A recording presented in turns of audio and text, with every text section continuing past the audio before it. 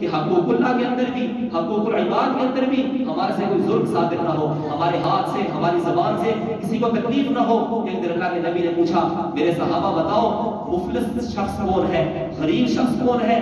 صحابہ نے کہا یا رسول اللہ جس کے پاس مال نہ ہو، جس کے پاس دنیا کی دولت نہ ہو، جس کے پاس درہم دینار نہ ہو۔ فرمایا نہیں، میری امت کا غریب آدمی وہ ہے، میری امت کا مفلس وہ ہے جو قیامت کے دن آئے گا تو بڑی پہاڑوں جتنی نیکیاں لے کر آئے گا، پہاڑوں جتنے عمل، روزے اور زکوٰۃ اور حج لے کر آئے گا، مگر پیچھے سے ایک آدمی آئے گا کہ اللہ اس نے مجھے گالی دی تھی، اچھا اس کی یہ نیکیاں لے لو۔ پیچھے سے ایک اور آئے گا، اس نے مجھے تھپڑ مارا تھا، اچھا اس کی یہ نیکیاں لے لو۔ پیچھے سے ایک اور آئے گا، اس نے میری زمین دبائی تھی، اچھا یہ نیکیاں لے لو۔ اللہ کے نبی نے فرمایا کہ اتنے لوگ آئیں گے جو پہاڑوں جتنی نیکیاں لے کر آیا تھا اس کے پاس سب نیکیاں ختم ہو گئی، لیکن لوگ ابھی بھی باقی ہوں گے۔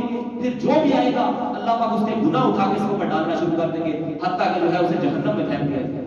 اس لیے میرے دوستوں، ہماری زبان سے، ہمارے ہاتھوں سے کسی کو تکلیف نہ ہو۔ اللہ رب العزت ہمیں حقوق اللہ پر بھی اور حقوق العباد پر بھی ہر قسم سے اچھے طریقے سے عمل کرنے کی توفیق عطا فرمائے۔